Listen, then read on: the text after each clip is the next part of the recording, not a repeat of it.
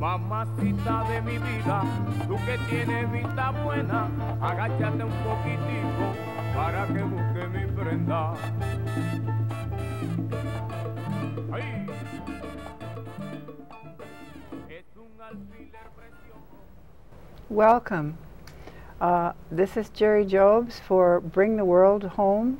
It's stories of returned Peace Corps volunteers. I was a volunteer in Gabon from '82 to '84, and our guest tonight is Joseph Zeiker, who was a volunteer in the Dominican Republic. What years were you there? I was there March 1965 through, I think, March of '67, long time ago. But this is special because you went back, and so we want to hear the before and after stories. Great. You want to show us, well, we have an arrow pointing exactly to where the Dominican Republic is. Here's Hawaii. And so, well, first of all, there's Chicago. That's where I was living, and that's where I was born. And then I got the opportunity in the Peace Corps to travel to the Dominican Republic, country that I didn't even know where it was before I got my letter of invitation, and found out that it was a big island. It splits. A third of the island is in Haiti, is the nation of Haiti, which we constantly hear about, and then the other 2/3 is the Dominican Republic. The eastern section is Dominican Republic. So that's where I was sent many years ago. We're going to try to look at it on this map. Maybe you can point to Sure. Dominican Republic. Okay. This is the Dominican Republic. Give you an idea where it's at. Here's Florida, tip of Florida, and the Keys down here, and then a whole string of islands, Cuba over there, and Dominican Republic is right here. Capital city Santo Domingo, one of the first places that Columbus visited. And I was way up in the northwest corner, a little town called Monte Cristi, and then about 50 kilometers, maybe 35 miles south of that, right along the Haitian border, a town called Santiago de la Cruz, little crossroads town, very agricultural and rural, and it was nothing but a crossroads, let me tell you, in those days. Yeah. Can you tell us a little bit about the Dominican Republic as a country, what it was like when you went there, what people do for a living, their economy? Sure. In '65, it was mostly agricultural. It had a history of having a dictator for the 35 years before I was there. He had recently been removed forcefully, named Trujillo. So for 35 years, people had a dictatorship, and they had really no history of cooperation and working together. They were quite fearful of each other and quite fearful of newcomers. And I was sent there as part of the Peace Corps, one of the early Peace Corps groups of that country. Very agricultural, didn't have much tourism, had no major beaches developed yet, no hotels. Of course, all that's changed. Now it's a major tourist destination. But in those days, it was very poor, agricultural, and people basically grew what they needed to eat and made very little money on a cash crop from a season-to-season basis. So it was mainly rural at the time that you went there? Yes, my part of it was rural, and the northwest corner is quite arid, so it's really like a desert. Then we got up into the foothills, and that's where I was. Trees, a lot of them have been cut off over the years, so they were losing a lot of the good soil, and people were scratching to find little places to grow provisional foods, the kind of stuff we know, batata and platano, and the various yams, the things that yucca, the things that we're familiar with in the South Pacific, but under so many different names. But that's what they grew to eat. Yeah. Well, you told me you had a year of graduate school in public administration. Yes. And you were sent there as a community organizer. Yes. Yeah. I had a chance to go to Thailand a couple years before that, but my dad kind of gave me some sage advice, which was get a little more education under my belt. So I went back to graduate school, and then 2/3 of the way through graduate school, I got a letter from the Peace Corps saying, "Hey, you want to go to the Dominican Republic?" And I jumped at the chance because I really wanted to see the world, but I really wanted to have a Peace Corps experience. So they sent me to the Dominican Republic. So you have brought along a video that has some really wonderful shots of the people and the community that you were in. Can you tell us just a minute or so before we show the video? Sure. I took a bunch of slides when I was down there. I had a big old 120 millimeter camera, so I took major slides, but I sent them all back to the home, and of course didn't get them developed until I got back. But over the years I've kept those.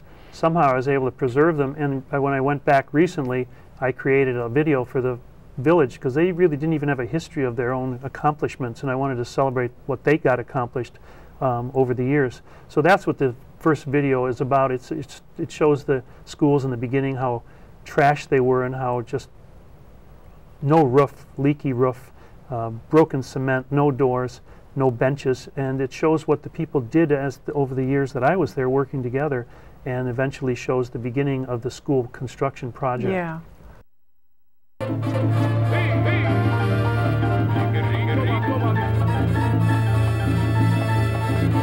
Mamá, dame la venganza, tú que tienes vista buena, agáchate un poquitico para que me prenda. Ay,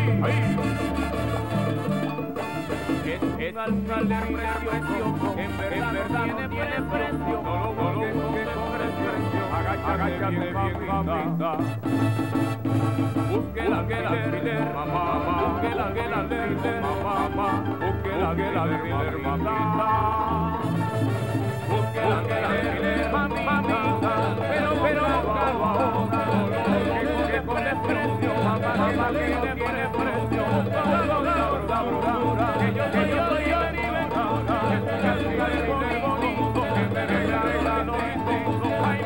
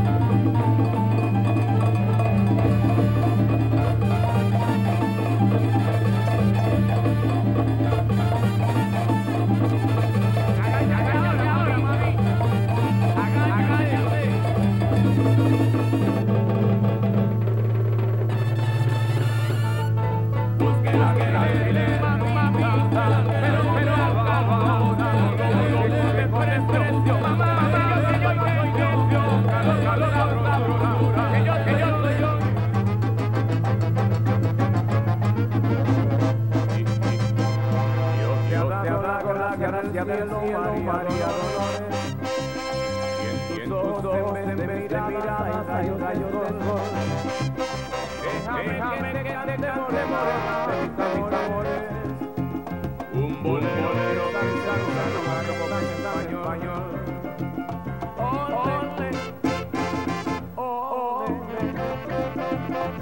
te mueves mejor que las olas. And so looking at that then, I think we see the kids helping with the school. They were holding up rocks. Yes. They had to bring rocks for the foundation. And how did this work then? The community contributed physical labor. Yes, the program I was in was associated with a government agency that was in turn associated with American aid programs, and so the U.S. government gave money, and we were given a village or villages to work in, and we were encouraged to try to talk to people and see if they wanted to do any kind of community project together. Yeah. After a long period of time, it became clear in our village that they really wanted a school, much better school, and a unified school. Tell me about that first year, and you're trying to help people get organized. What was that like when you got there? I know that brutally embarrassing in one respect, and in another respect, childishly wonderful. I mean, I went down with no Spanish language ability. I had flunked college Spanish twice, and only because they teach grammar and didn't teach you how to speak. And so I went down and had to learn during my 14 weeks of training, and picked up a tiny little bit of Spanish. I was dropped off in the middle of nowhere in a country that had recently a dictatorship where people were fearful of outsiders and unable to communicate. So naturally it takes a long time to get to know people, and for them to even understand what's this guy doing here. He can't speak English, Spanish. What's he supposed to be doing? Is he a spy? Is he what is he? So it took a good year and maybe 4 months before our community finally coalesced, and it takes you time to get to know people and for them to get to know you, and we had a term for it. It was called a tolerance for ambiguity. It's a Peace Corps term, I think, and it's a community development term. And what it says is if you have a high tolerance for things not quite being totally organized, you're going to be great down in the Peace Corps. It's going to take you a while. Then things will get going. But you can't be impatient. So I was impatient many days. Sometimes I wanted to leave. Sometimes I was frantic because I wanted to accomplish something for the benefit of my friends that I was meeting down there. I wanted to go back and say that I had done something for my 2 years that the government was supporting me. But you know, there's many a nights I went to bed practically crying myself to sleep as an adult, figuring, what in the heck am I doing here? Nothing seems to be going on. We don't seem to be able to get a committee formed, etc. Tell us about, you said there were a couple of people that you thought weren't particularly interested or maybe capable of doing this, and they turned out to be very talented in organizing. Can you tell us about them? Yeah, I was blessed, and I suspect that most Peace Corps volunteers are blessed, because in fact, everywhere you go, you find people that really do have talent, but sometimes they don't get a chance to use it for a while. I bumped into some really great people in the village that I was in, teachers, the principal of the little school that there was, her daughters who are teachers, a farmer right down the street from me who I met. And in the beginning, I was convinced he wasn't going to be of any help at all. I just thought of him as a fella who just didn't get what we were talking about how to build a school and make the place better. And over the years, he became slowly but surely a spark plug. He not only understood, but he felt it for his family and his kids. He wanted more than anything else to have something go on, and he was just absolutely wonderful in the long term. He devoted thousands of hours of his time. Now, you know, why did he change? I don't know. He and I and his family for nights would spend nights in the dark in his little cabin, no light flickering or maybe a candle flickering, and we'd talk.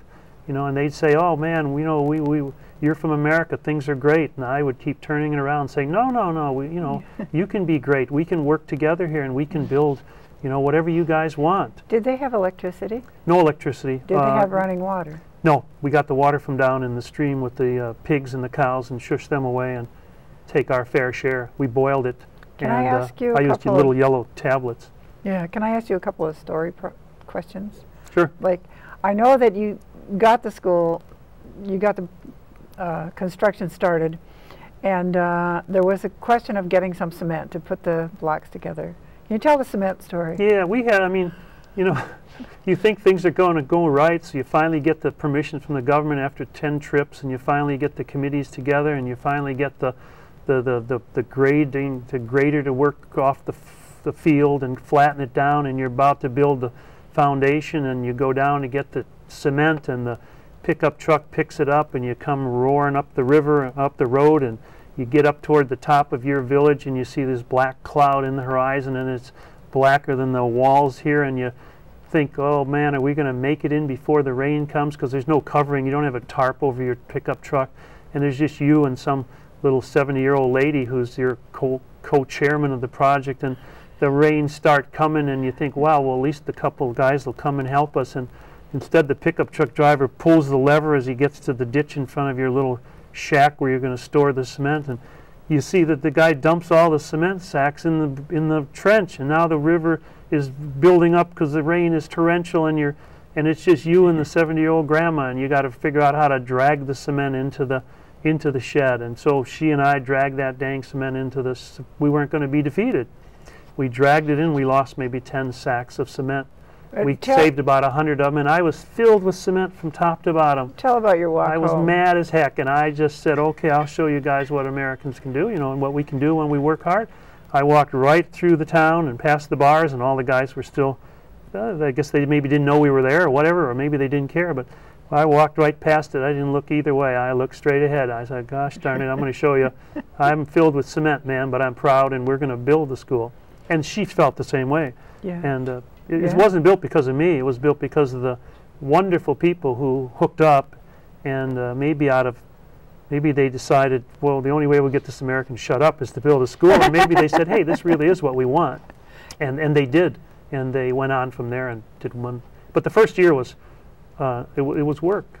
It was dedicated. It is the purest of intentions to go there and do something good. It sounds hokey nowadays. People think, oh man, that's crazy. But that's how we grew up, and those are the things my college people wanted to do, our era. We wanted to do something decent. We got a chance, and we did it. Can you tell us about the road? I'm very impressed with the idea that Yeah. there wasn't a road that was passable enough so that women who were going to have their babies had to walk out because they couldn't really use a vehicle. Yeah. There was another town I worked in. The school project was 4 little villages. And then there was another village way up the road called Campeche, which was very poor.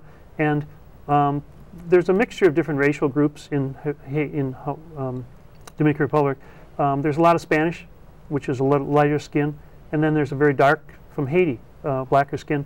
And there was a little bit of racial subtleties that they didn't recognize, but I did.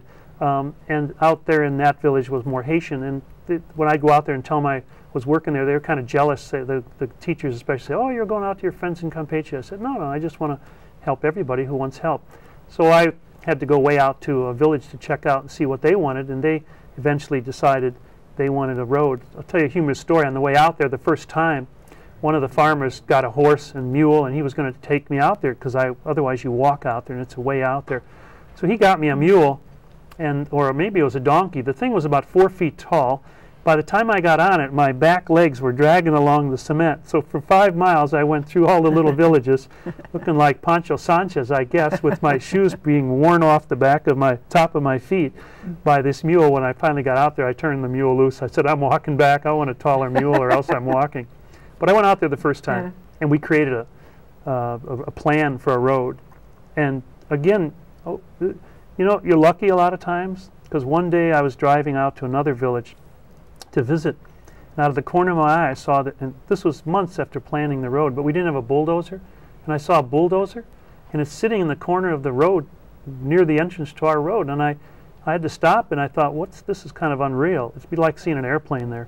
Yeah. And I went and saw the bulldozer and talked to the guy that had it, and he said the government had run out of gasoline and wasn't going to use the bulldozer for a few days. So quickly I kind of put 2 and 2 together and raced up the mountain, grabbed the president of our committee, and we raced to 2 villages and 2 metropolitan areas. We finally got permission from the government. If we could get gas, we could use the bulldozer. So it was like I don't know, it was like a shot out of the dark. So for 13 days in a row, the government didn't have gas. So for 13 days in a row, I had to jump on my motor scooter and go about 70 kilometers up the road and beg and borrow and steal and get gasoline. And the people in the village had to get chickens and feed this guy that was bulldozer. And finally, at the 13th day, they came up to me and said, "You got to get rid of this bulldozer. This guy's eating all the chickens in town. We don't have any eggs. He's eating all our food." But I said, "Yeah, but it's a bulldozer." So we got our road in much faster than we ever would have dreamed through the happenstance of this bulldozer being dropped off at the edge of the road during a government gasoline strike. That's really great. I mean, when you think back, that's what Peace Corps life is about. You're taking advantage of little opportunities. Yeah. Sometimes things fail, sometimes you succeed. In a minute, I'll show you one of my great failures. Okay. You have some photos here. You went back last year. How many years was it since you... I'm almost embarrassed. I wasn't back. I didn't go back for 35 years. And I did many other things during that time, and I kept in touch a little bit, but not nearly as good. And finally, I just decided, especially because the lady that I worked with was 90. And I kept having nightmares that she was going to die off, and I'd never get a chance to thank her personally again. So I finally went back 3 months ago. And this was the school that you And this is what it looks like now after 35 years, in peak shape. It's fabulous. There's a wonderful group of teachers there. The one lady that helped us is the principal.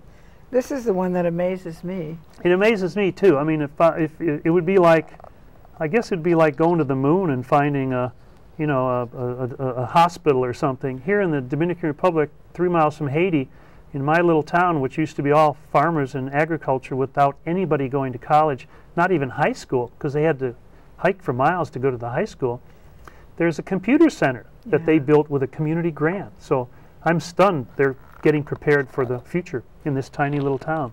And it's partially because of their attitude of getting grants and moving ahead. Yeah. And these now, this is the adults of some of the kids? Yes, yeah. Those pictures that I had, they're still bringing joy to both me and a ton of other people. So I scanned them all into my computer, and then I printed them all up, went back with a book, and most of them had never seen pictures of themselves as kids or even their parents or their grandparents.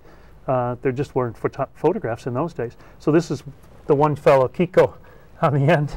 And he got a great joy out of seeing himself and his two buddies. He was in the clip we showed, the video that we showed. Yes, right? yeah, one of the young boys. Yeah. Yes. Okay.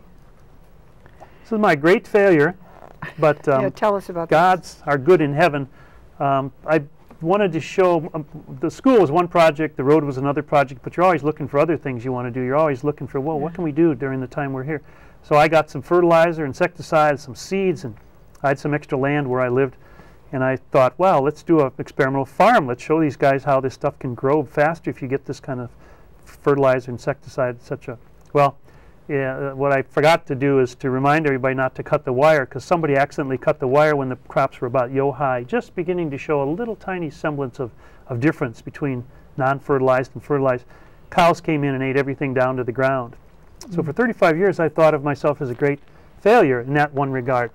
And in my visit back 3 months ago, I went to the exact same spot where the cows had eaten all my crops, and I found out that the village now has a foundation that they work with. They have a great amount of funds that they're getting from all over the world, New Zealand and Australia and Europe and the United States. And they now have an experimental farm right on the very location where I wanted to build that thing, and they're selling crops and trees all over Haiti and all over the Dominican Republic. So I was able to obliterate my one major failure and see this heavenly garden growing there, in which they're selling plants and fruit trees and all over Haiti and the Dominican Republic. I was just stunned, but I thought that was cute that they had rewritten my history for me. And this family. This is the family of the fellow that I used to sit with at night and thought that he wasn't going to get anywhere, and he was one of the major leaders in the school, but he also became a major leader in the water project that we started just before I left. We had a wonderful idea eventually to build a water system for the whole village, because we found some water by accident. I'll tell you about that in 1 minute.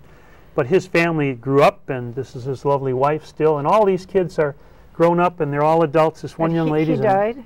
The gentleman died about 4 years ago. Oh, okay. These are some of his sons, and they are all businessmen in different professions in the Dominican Republic. And the one young lady is an attorney. She's just graduated as an attorney from the Dominican Republic. If he had known, well, his fondest wishes were that someday his kids would do things like that, but it would be a miracle of miracles if you first knew him and knew the village and what it was like and what the opportunities were, to think that these kids were able to take advantage of that. But it did happen just the way he dreamed. And that's wonderful. It was wonderful. We just have a short time left. I want to ask you a couple of questions. Sure. One is your recent evaluation of what you did there. You expressed that to me. Can you tell our audience how you thought about, since you went back, how you thought about what you did? Yeah, first of all, I went back because I was kind of depressed, like half the country, about what's going on in the world, and thinking there must be a better way or is there a better way of doing things?